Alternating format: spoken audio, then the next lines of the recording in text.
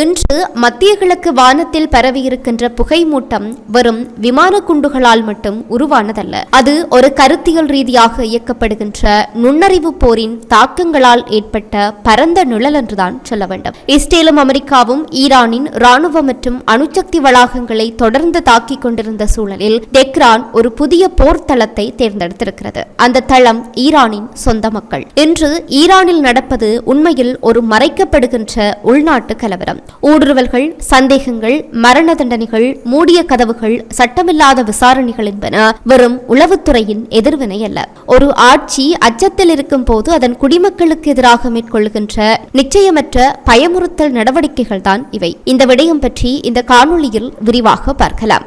Israel மற்றும் America ஈரானின் ராணுவ மற்றும் அணுசக்தி தளங்களை கிட்டத்தட்ட 2 வாரங்களாக குறிவைத்து தாக்கி வந்த நிலையில் அமெரிக்காவின் மத்தியஸ்தம் காரணமாக ஒரு போர் நிறுத்தம் நடைமுறைக்கு வந்திருக்கிறது. இந்த சூழ்நிலையில் தெஹ்ரான் தற்போது தன்னுடைய நாட்டுக்குள் கடந்த சில ஆண்டுகளில் இல்லாத அளவுக்கு கடுமையான பாதுகாப்பு ஒடுக்குமுறையை மீண்டும் தொடங்கியிருக்கிறது. ஜூன் மாதம் நடுப்பகுதியில் இருந்து இஸ்ரேலுக்கு உளவு பார்த்ததாக குற்றம் சுமத்தப்பட்டு தெஹ்ரானில் மட்டும் குறைந்தது 20 பேர் கைது செய்யப்பட்டிருக்கிறார்கள். மொசாட் ஏற்கனவே ஈரானுக்குள் ஆழமாக ஊடுருவியிருப்பதாகவும் இதற்கெதிராக தடுப்பு நடவடிக்கைகள் தீவிரப்படுத்தப்பட்டிருப்பதாகவும் ஈரானிய அரசு தரப்பிலிருந்து தெரிவிக்கப்பட்டிருக்கிறது. ஈரானின் இஸ்லாமிய புரட்சிகர காவலர் படை, போலீசார், வீடுகள், வாகனங்கள் என அனைத்தையுமே சோதிக்க துவங்கிவிட்டார்கள். முகமூடி, தொப்பி, சன்கிளாஸ் அணிந்திருப்பவர்களை சந்தேகத்துடன் பார்க்குமாறு குடிமக்களுக்கு ஊடகங்களின் வாயிலாக வலியுறுத்தப்பட்டும் இருக்கிறது. கடவுளுக்கு எதிரான பகை மற்றும் பூமியில் ஊழல் போன்ற கடுமையான குற்றங்களின் கீழ் குற்றம் சுமத்தப்பட்டவர்களுக்கு மரண தண்டனை வரை வழங்குகின்ற நடவடிக்கைகளை ஈரானின் நீதித்துறை தலைவர் விரைவாக்கி இருக்கிறார். அம்னஸ்டி இன்டர்நேஷனல் இதை மிகவும் நியாயமற்ற விசாரணை என கண்டித்தும் இருக்கிறது. இதுவரை குறைந்தது 6 பேர் தூக்கிலிடப்பட்டிருக்கிறார்கள். இது தெஹ்ரானில் இஸ்ரேலிய உளவுத்துறை தீவிரமாக ஊடுருவியதற்கான பதிலடி என்று கூறுகிறார்கள். தலைநகரில் மட்டுமல்லாமல் ஈரானின் பல்வேறு நகரங்களில் பாதுகாப்பு ரோந்துகள் அதிகரிக்கப்பட்டிருக்கின்றன. குடிமக்கள் பயத்திலும் பதற்றத்திலும் வாழ்கின்ற ஒரு சூழலே இன்றைக்கு ஈரானில் உருவாகி இருக்கிறது. இது கடந்த காலங்களில் குறிப்பிட்ட ஒரு மக்களை குறிவைத்து நடத்தப்பட்ட ஒடுக்குமுறை அல்ல. இதில் ஈரானிய மக்கள், குடியேறிகள் மற்றும் வெளிநாட்டு பார்வையாளர்கள் என பலரும் பாதிக்கப்பட்டிருக்கிறார்கள். ஈரானின் ஹோம் நகரில் இருந்து செய்தியாளராக செயல்படுகின்ற நயீம் அப்தல்யாதே சோதனை சாவடிகள் எங்கும் நிரம்பியிருக்கின்றன. பலர் விசாரணைக்காக கைது செய்யப்பட்டிருக்கிறார்கள். பெரும்பாலானவர்கள் ஆப்கானியர்கள் அல்லது ஈரானியர்கள் அல்லாதவர்கள் என்று தெரிவித்திருக்கிறார். தொடர்ச்சியான கண்காணிப்பு மற்றும் விசாரணையின் சூழல் அன்றாட வாழ்க்கையில் ஊடுருவி ஈரானிய மக்கள் மத்தியில் பதற்றத்தையும் விரக்தியையும் உருவாக்குகிறது என்பதே ஈரானில் தற்போதைக்கு உள்ள நிலவரமாக இருக்கிறது. இதற்கிடையேதான் இஸ்ரேலிய உளவாளிகள் ஆழமாக ஈரானுக்குள் ஊடுருவி இருக்கிறார்கள். முக்கியமான விஷயம், இஸ்ரேல் ஈரானின் பாதுகாப்பு தளங்களை மட்டுமல்ல, உச்ச தலைவர் அயதுல்லா அலி கமேனியின் சுற்றுப்புற அதிகாரிகள் வரை ஊடுருவி இருப்பதாக கூறப்படுகிறது. மொசாட்டுடன் ஒத்துழைத்ததாக சந்தேகிக்கப்பட்ட பாதுகாப்புத்துறையின் ஒரு அதிகாரி துரிதமாக கைது செய்யப்பட்டு தூக்கிலிடப்பட்டதாகவும் இது பாதுகாப்பு மேலதிகாரிகளுக்கு பெரும் பீதியை உருவாக்கி இருப்பதாகவும் கூட சமீபத்திய தகவல்கள் தெரிவிக்கின்றன. மொசாட் புரட்சிகர காவலர் படை மற்றும் ராணுவ தளபதிகளின் தனிப்பட்ட தகவல் தொடர்புகளை சேகரித்து அவர்களின் நடமாட்டத்தை துல்லியமாக கண்காணித்து வருகிறது. குடும்ப உறுப்பினர்களும் கண்காணிப்பு இலக்குகளாக மாறி முக்கியமான தகவல்களை கவனக்குறைவாகவே கடத்துகின்ற ஒரு வழிகளாக செயல்படுகிறார்கள். இந்த ஊடுருவல் ஈரானின் அணுசக்தி திட்டத்தின் மையப்பகுதி வரை நீண்டிருப்பதாக கூறப்படுகிறது. ஈரானின் உளவுத்துறை சமூகத்திற்குள் இஸ்ரேலிய உளவுத்துறை அணு விஞ்ஞானிகளின் அடையாளங்கள் மற்றும் நடமாட்டங்கள் குறித்த விரிவான தகவல்களை பெற்றதாக கூறப்படுகிறது. ஈரான் தடுக்க போராடிய உயர்மட்ட படுகொலைகளின் வரிசையில் பயன்படுத்தப்பட்ட தகவல்கள் இவை. ஒருவேளை உச்ச தலைவர் ஹமேனியின் உள்வட்டத்தில் உள்ளவர்கள் கூட மொசாட்டுடன் தொடர்புடையவர்களாக இருக்கலாம் என்று கூறப்படுகிறது. அத்தகைய ஒரு மீறலே உச்ச தலைவரின் நீண்டகால பாதுகாப்பு ஆலோசகரான அலி சம்ஹானியை சமீபத்தில் குறிவைப்பதற்கு பங்களித்திருப்பதாகவும் நிபுணர்கள் நம்புகிறார்கள்.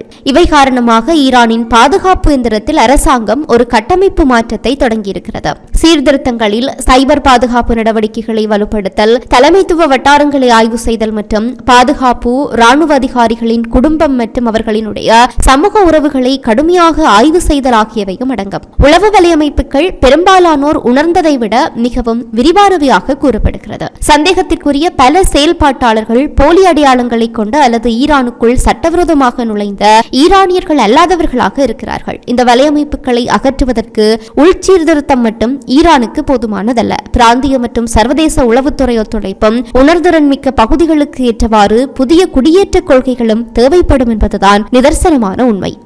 இந்த நிலையில் ஜூன் மாத இறுதி நிலவரப்படி உளவு பார்த்ததற்காகவோ அல்லது வெளிநாட்டு உளவுத்துறை நிறுவனங்களுடன் ஒத்துழைத்ததற்காகவோ சந்தேகத்தின் பேரில் 700க்கும் மேற்பட்ட நபர்கள் கைது செய்யப்பட்டிருக்கிறார்கள். கைது செய்யப்பட்டவர்களில் அரசு ஊழியர்கள், சிவில் சமூக ஆர்வலர்கள் மற்றும் வெளிநாட்டு அல்லது இரட்டை குடியுரிமை பெற்றவர்கள் அடங்குவார்கள். ஈரானின் புரட்சிகர நீதிமன்றங்களில் நடத்தப்படுகின்ற மூடிய கதவு விசாரணைகளை தொடர்ந்து ஈரானிய நீதித்துறை ஏற்கனவே 6 மரண தண்டனைகளை நிறைவேற்றியிருக்கிறது. இந்த தீர்மானங்கள் உரிய நடைமுறை மற்றும் மேல்முறை வழிமுறைகள் இல்லாததால் பரவலான கண்டனங்களையும் தோண்டியிருக்கின்றன. இஸ்தான்புலை தளமாக கொண்ட ஜஸ்டிஸ் ஃபார் ஈரான் உள்ளிட்ட மனித உரிமை குழுக்கள் இந்த ஒடுக்குமுறை குறித்து ஆழ்ந்த கவலைகளை வெளிப்படுத்தி இருக்கின்றன. போர் அரசின் அடக்குமுறை எந்திரத்தை தைரியப்படுத்தி இருக்கின்றன என்று அந்த அமைப்புகள் கூறுகின்றன. ஜஸ்டிஸ் ஃபார் ஈரான் கைதிகளின் குடும்பங்கள் தொடர்ந்து துன்புறுத்தப்படுவதாகவும் அவர்களில் சிலர் தங்கள் அன்புக்குரியவர்கள் பற்றிய தகவல்களை பெற முயற்சித்ததற்காகவே அச்சுறுத்தப்பட்டு கைது செய்யப்பட்டிருக்கிறார்கள் என்றும் கூறப்படுகிறது. பல கைதிகளினுடைய தகவல்களை அவர்களது குடும்பத்தினருக்கு ஈரான் அரசு பகிர்வதில்லை என்றும் அவர்களுக்கு எத்தகைய சட்ட உரிமைகள் வழங்கப்படுகின்றன என்பது கூட தெரியாத ஒரு நிலை இருக்கிறது என்றும் கூறப்படுகிறது. இது ஈரானை பயத்தின் காலத்திற்கு திரும்ப தள்ளுகின்ற ஒரு சூழலை உருவாக்குகிறது. இஸ்ரேலிய குண்டுவெடிப்பு தளங்களுக்கு அருகில் இருந்ததற்காகவோ அல்லது தெளிவற்ற சந்தேகங்கள் காரணமாகவோ பெரும்பாலும் ஆதாரங்கள் அல்லது சட்ட உதவி இல்லாமல் கைது செய்யப்பட்ட ஏராளமான நபர்களின் வழக்குகளை இந்த குழு ஆவணப்படுத்தியும் இருக்கிறது. இவற்றுக்கிடையே தலைநகர் தெக்ரான் பல்கலைக்கழக மாணவர் அலி ஹோர்சிடி வாழ்க்கை பெருகிய முறையில் தற்போது திணறடிக்கப்படுவதாக விவரித்திருக்கிறார். போர் முடிவடைந்ததிலிருந்து சோதனை சாவடிகளை எதிர்கொள்ளாமல் அல்லது சோதனைகளுக்காக நிறுத்தப்படாமல் நகரத்தை சுற்றி வருவது கிட்டத்தட்ட சாத்தியமற்றதாகிவிட்டது என்று கூறியிருக்கிறார். தற்போது ஈரானில் நிலவுகின்ற சூழல் மூச்சு திணற வைக்கிறது. இந்த அளவிலான பாதுகாப்பு இருப்பை இதற்கு முன்பு நாங்கள் பார்த்ததில்லை என்று அவர் தெரிவிக்கிறார். அவரது நண்பர்கள், சக மாணவர்கள் மற்றும் பத்திரிகையாளர்கள் கூட விளக்கமில்லாமல் தடுத்து வைக்கப்பட்டிருப்பதாக அவர் தெரிவித்திருக்கிறார். போரின் தொடக்கத்தில் தேசபக்தி ஒற்றுமையாக உணரப்பட்ட ஒன்று. ஆனால் இப்போது அரசை பற்றிய பயத்திற்கு அது வழிவகுத்திருக்கிறது என்று ஹோர்சிடி கூறியிருக்கிறார். இஸ்ரேலுக்காக உளவு பார்த்தல் என்ற குற்றச்சாட்டு எதிர்ப்பை அடக்குவதற்கும் அரசியல் பகைகளை தீர்ப்பதற்கும் ஒரு கருவியாக மாறியிருக்கிறது என்றும் வெளிப்படைத்தன்மை இல்லை, சுதந்திரமான ஊடகங்கள் இல்லை, நாம் நம்பக்கூடிய நீதித்துறை இல்லை, இது ஒரு சமூக மரண தண்டனை போன்று இருக்கிறது என்று அவர் தெரிவித்திருக்கிறார். ஆனால் இந்த கருத்துக்கு எதிராக கடுமையான பாதுகாப்பு நடவடிக்கைகள் தேச பாதுகாப்புக்காக அவசியம் என்றும் இஸ்ரேலுடன் ஒத்துழைக்கும் யாரையும் பொறுத்துக்கொள்ள முடியாது என்றும் அரசியல் நிபுணர்கள் வலியுறுத்துகிறார்கள். நாட்டின் பாதுகாப்பு அமைப்புகள் போதுமான ஆதாரங்களை வைத்திருப்பதாகவும் இவை அவசரகால நடவடிக்கைகள் என்றும் அவர்கள் தெரிவிக்கிறார்கள். இறுதியாக மனித உரிமை அமைப்புகள் கூட எச்சரிக்கின்றன. இத்தகைய அடக்குமுறைகள் ஈரானில் தொடர்ந்து நீடிக்குமாக இருந்தால் தற்போதைய ஈரானில் இருக்கின்ற பாதுகாப்புக்கு மேலாக ஈரானில் வெளிப்புறமாக ஏற்படுகின்ற அச்சுறுத்தல்களுக்கு மேலாக ஈரான் ஒரு உள்நாட்டு போர் வெடிப்பை மிக விரைவில் சந்திக்க நேரிடும் என்று மனித உரிமை அமைப்புகள் எச்சரிக்கின்றமை குறிப்பிடத்தக்கது.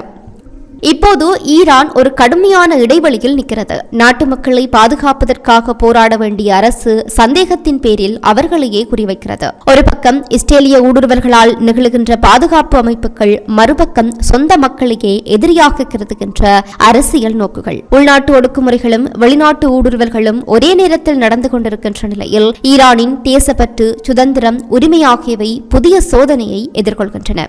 மனித உரிமை அமைப்புகள் எச்சரிக்கின்றன. இந்த அடக்குமுறைகள் பாதுகாப்புக்கான போராட்டம் தான் ஈரானை உட்புறமிருந்து அளிக்கும் ஒரு முக்கியமான காரணியாக மாறிவிடும் என்ற எச்சரிக்கைகள் ஈரானில் எழுகின்றன.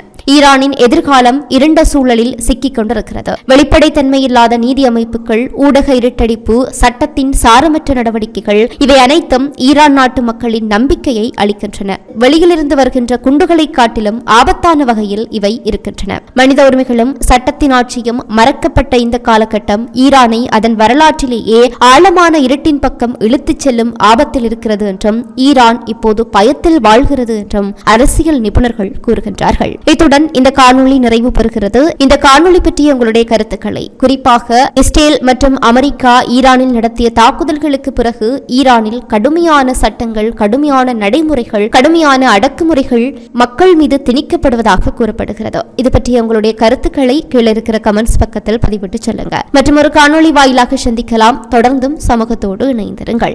இது போன்ற பல செய்திகளை தெரிந்து கொள்ள நம்முடைய சமூக மீடியா யூடியூப் சேனலை சப்ஸ்கிரைப் செய்து அருகில் உள்ள பெல் பட்டனை கிளிக் செய்யுங்கள். மேலும் செய்திகளை உடனுக்குடன் தெரிந்து கொள்ள சமூகமீடியா.com என்ற இணையதளத்தின் வாயிலாக எங்களுடன் இணைந்திருங்கள்.